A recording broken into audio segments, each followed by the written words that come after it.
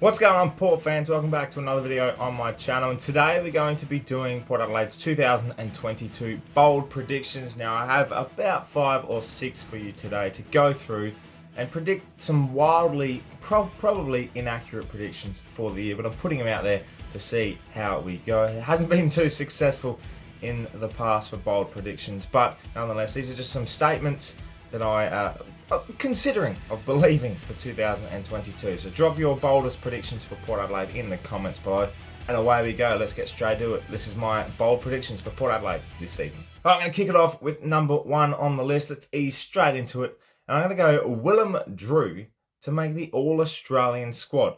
Now it's not a bold prediction after the season he had last year. One of the most improved players on our list, and looks set for another fantastic year in the midfield, and hopefully he takes another step in his development and grows as a footballer into a majestic tackling machine that he is, but then around the ground as well, getting a few more possessions. I'd love to see him go from that 10 to 15 range to 20, 25, even possibly 30. He's had it before.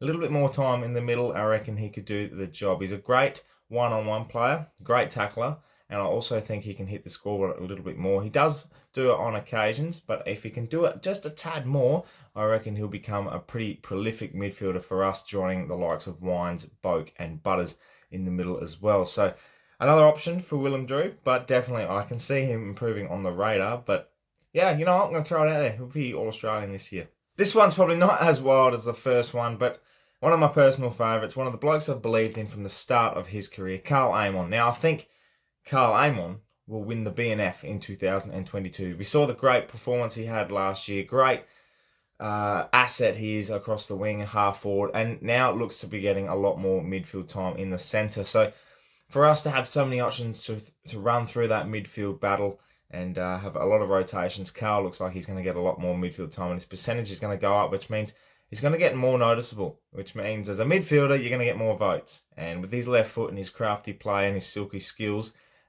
he's definitely going to be looked at by the coaches, the playing group, and also a few from the outside as well. Was fortunate to make the squad, unfortunate not to make the team, the best 22 for the All-Australian side last year.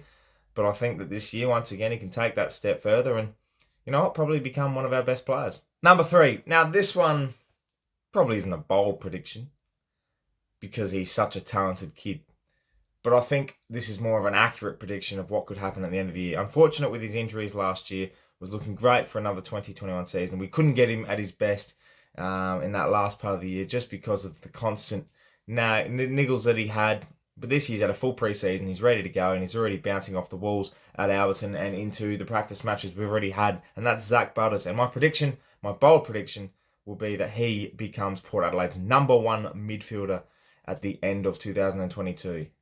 Ollie Wines has won a Brownlow. He's our best midfielder right now. You combine that with the experience and the class that Travis Boak has. Robbie Gray has his time in the midfield.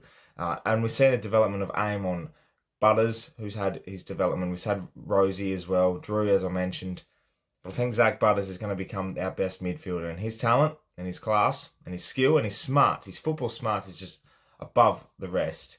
He's going to have a pretty dominant year. Hopefully it's injury-free. And if he is injury-free, there's going to be a lot to talk about with him this year, and he's going to take Port Adelaide a long, long way into the finals, that's for sure. So, I don't know. I think that one's a little bit edgy, but I know he has the ability to do that. Maybe not this year, but in the future for sure.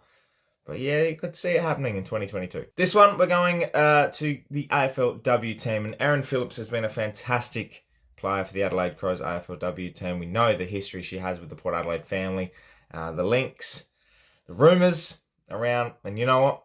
I'm going to go out there and say Erin Phillips signs with Port Adelaide's AFLW team at the end of the year, and she'll lead us out into our first ever match at the end of this season, into the 2022-23 AFLW season, the first year ever Port Adelaide will be a part of the AFLW team, and it's going to be fantastic to see how we go.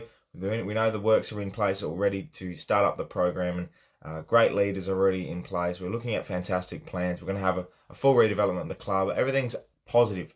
Getting Erin Phillips, getting that history back into the club and leading us into the AFLW team, into the season at the end of the year, will be absolutely probably one of the best things to happen early on for the AFLW side. So keep an eye out for that. I can definitely see that happening. And even if she's captain for a year, it'll just be sensational to see her a part of the Port Adelaide family again. And lastly, Ken Hinkley gets a contract extension. You're cut from a different fair. What did I'm he putting just say? so good.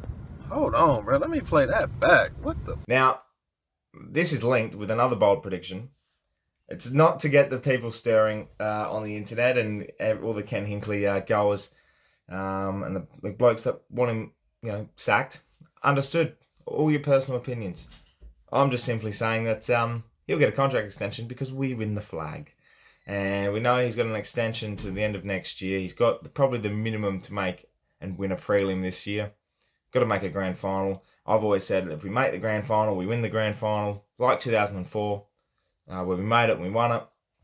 And I can see that happening this year, if indeed that is the case. So a 2 for the 1 deal for Port Adelaide in 2022. Win the flag and Ken Hinkley gets a contract extension. I know a lot of people would love to see his head walking out the door for the final time. I, for one, just want to see team success before I start having a go at one in particular person. It's wearing thin, the patience, let's be honest. But we can't do much now. We've got to trust the process for 2022. And that's going to be hard for some people. And you know what? Probably going to be hard for me too, to see if we are off the pace early on. Will definitely be a real concern, but we'll see. Round 1's not too far away, so that's where we can lay all our eggs into the basket for now. And that's it, Port fans. That is my bold predictions for Port Adelaide this season, 2022. Not too far away. We're in the middle of practice matches at the moment, so not a lot we can bounce off of. It's still pre-season, still wild predictions, wild reactions, and everything happening in the fan bases and the AFL. And you know what? We'll just stick to the process. Round 1's not too far away against Brisbane at the Gabba. Hopefully we'll get the job done there. And away we go for season 2022. It's going to be a massive year. So leave your predictions below. I'm looking forward to seeing what some of you guys have to say. And subscribe to the channel if you need for plenty more Port Adelaide and AFL content in season 2022. Just to be aware as well, you can follow the ThePear podcast on Spotify. That's where all the predictions, round reviews and previews will be. I'll have videos of those, but also the audio of that will be up on Spotify. So if you can't watch the video, you can at least go around and listen while you're driving, or you're at school, you're in the library, or whatever you're doing. Running. I could run with you and you listen to me. So yeah, jump on that. Inner Sanctum as well. Make sure you subscribe to the YouTube channel there and follow all the amazing stories that are published on AFL and other sports that you might like. We cover it all at the Inner Sanctum. So yeah, that's about it from me. Thank you for watching. My name is Anthony, and as always, count the pair.